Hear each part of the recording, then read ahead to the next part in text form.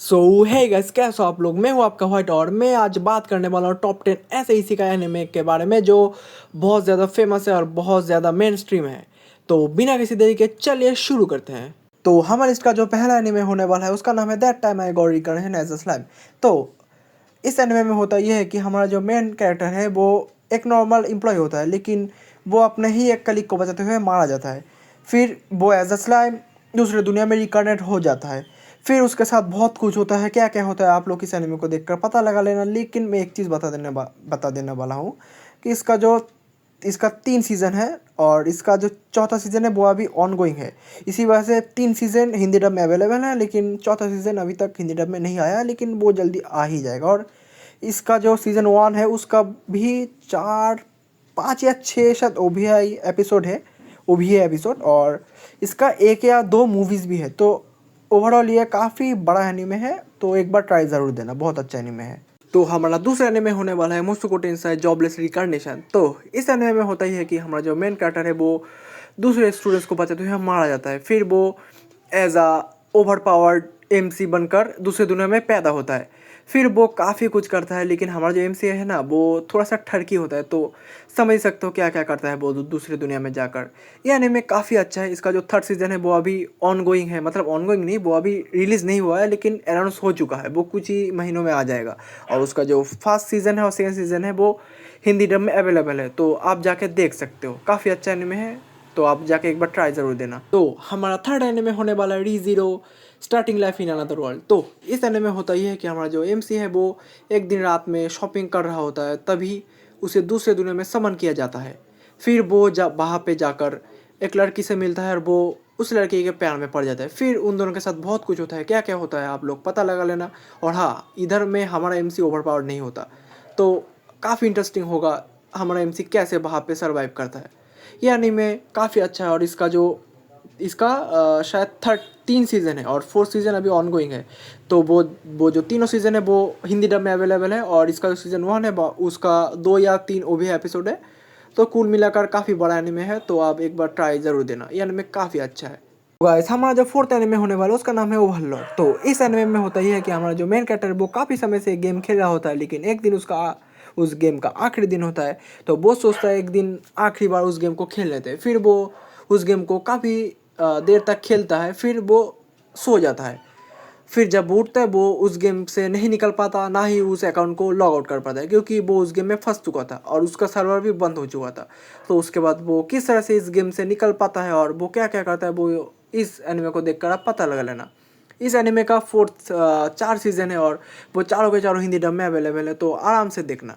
तो हमारा 5th anime होने वाला है the rising of the shield hero. तो इस एनिमे में होता ही है कि हमारा जो मेन कैरेक्टर है वो दूसरी दुनिया में समन किया जाता है, लेकिन उस दुनिया में एक चीज़ उसके साथ बुरा होता है कि वो शील्ड हीरो होता है उस दुनिया का, क्योंकि उस दुनिया में शील्ड हीरो का कोई इज्जत नहीं होता। तो इसी वजह से हमारे हीरो के साथ भी थोड़ा बहुत बुरा बर्ताव किया जाता है, लेकिन फिर भी उसे पैसे दिए जाते हैं और उसके साथ एक लड़की को भेजा जाता है ताकि वो लड़की उसका मदद कर सके। लेकिन वो लड़की उसे धोखा देती है और उसे गलत इल्ज़ाम में फंसा देती है कि वो लड़का उसके साथ गलत बर्ताव कर रहा है। इसी वजह से वहाँ का राजा उसे देश से भी निकाल देता है और उसके साथ जो उसे थोड़ा बहुत इज्जत मिल रहा था वो भी मिट्टी में मिल जाता है। फिर हमारा हीरो किस तरह का बर्ताव करता है लोगों के साथ और कैसे कैसे डिसीजन लेता है वो आप इस एनिमे को देखकर पता लगा लेना।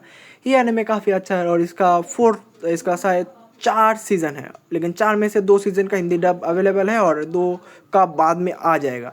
तो ये एनिमे काफ़ी अच्छा है, आप एक बार ज़रूर ट्राई देना। ये एनिमे आप लोग को काफ़ी पसंद आएगा। लेकिन हाँ, एक ज़रूरी बात, इस एनिमे का 1st सीज़न, 3rd सीज़न और 4th सीज़न ये तीनों सीज़न काफ़ी अच्छे हैं, लेकिन इसका जो 2nd सीज़न है वो उतना अच्छा नहीं है, तो इस बात का ध्यान ज़रूर रखना।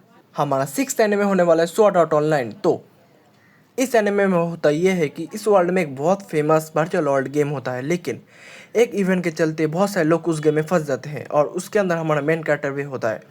तो हमारा मेन कैरेक्टर किस तरह से इस वर्ल्ड से निकल पाता है और क्या क्या कठिनाई आती है उसके सामने, ये इस एनिमे को आप देखकर पता लगा लेना। तो इस एनिमे का टोटल 4 सीजन है और 3 मूवीज़ होने वाले हैं, लेकिन इसका जो सीज़न 1 इसका सीज़न 2 है उन दोनों का हिंदी डब अवेलेबल है, लेकिन सीज़न 3 और 4 का हिंदी डब अवेलेबल नहीं है। और इस एनिमे का एक स्पिन ऑफ टाइप का सीरीज़ है और उसका नाम है sword art online alternative gun gale online. तो इसको भी आप एक बार ट्राई दे सकते हो। इसका भी सीज़न 1 एंड सीज़न 2 है। इसका शायद दोनों सीज़न हिंदी डब में अवेलेबल है, तो आप एक बार ट्राई ज़रूर दे सकते हो, लेकिन इसका जो ओरिजिनल स्वॉर्ड आर्ट ऑनलाइन है उसको एक बार ज़रूर ट्राई देना।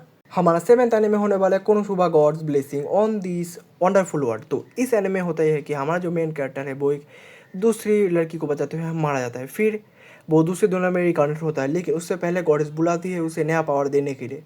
तो जब हमारा मेन कैरेक्टर वहाँ पे जाता है तो एक अजीब तरह का ख्वाहिश रखता है गॉडेस के सामने। वो क्या है आप लोग इस एनिमे को देखकर ज़रूर पता लगा लेना, क्योंकि इस वो जो कहता है गॉडेस को वो बहुत ज़्यादा इंटरेस्टिंग है। तो इसका जो सीजन्स होने वाले हैं वो 3 सीजन होने वाले हैं, 2 OVA होने वाले हैं और एक मूवी होने वाला है। लेकिन इसका हिंदी डब अभी तक नहीं आया है, लेकिन 2-3 महीने के अंदर आ जाएगा, क्योंकि लगभग हिंदी डब का जो अनाउंसमेंट है वो हो चुका है। हमारा 8th एनिमे होने वाला है तात्सुकिमिची मूनलाइट फैंटेसी। तो इस एनिमे होता है कि हमारा जो मेन कैरेक्टर है उसका जो पेरेंट्स होता है वो बहुत पहले एक गॉड्स के साथ कॉन्टैक्ट करती है, और उसके चलते हमारा जो मेन कैरेक्टर है वो दूसरी दुनिया में समन हो जाता है। और वहाँ पे जब गॉडेस उसे देखती है तो गॉडेस को वो बहुत बदसूरत लगता है, तो इसी वजह से उसे 7 समुंदर पार भेज देती है डिमंस के दुनिया में। तो उसके बाद हमारा मेन कैरेक्टर वहाँ से कैसे निकलता है और क्या क्या होता है वो आप इस एनिमे को देखकर पता लगा लेना। इसका 2 सीजन्स होने वाले हैं और दोनों ही हिंदी डब में अवेलेबल है।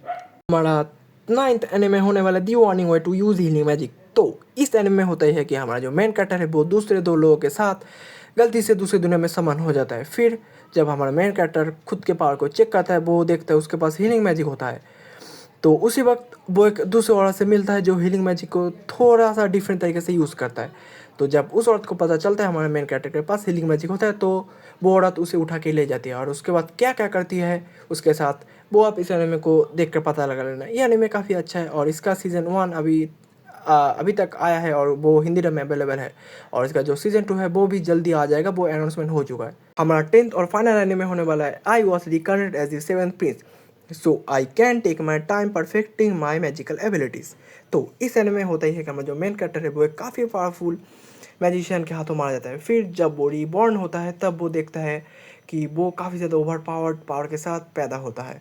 तो वो काफ़ी सारा मैजिकल एबिलिटीज़ यूज़ करता है और काफ़ी सारा मैजिक सीखता है, और उसके बाद वो क्या क्या करता है वो आप इस एनिमे को देखकर पता लगा लेना। इस एनिमे का सीज़न 1 एंड 2 अवेलेबल है और दोनों हिंदी डब में भी अवेलेबल है। तो एक बार इसको ज़रूर ट्राई देना। सच कहूँ तो मुझे सीज़न 1 ज़्यादा पसंद आया था सीज़न 2 के हिसाब से। तो आज के लिए इतना ही, मिलते हैं किसी और वीडियो में। Goodbye and sayonara.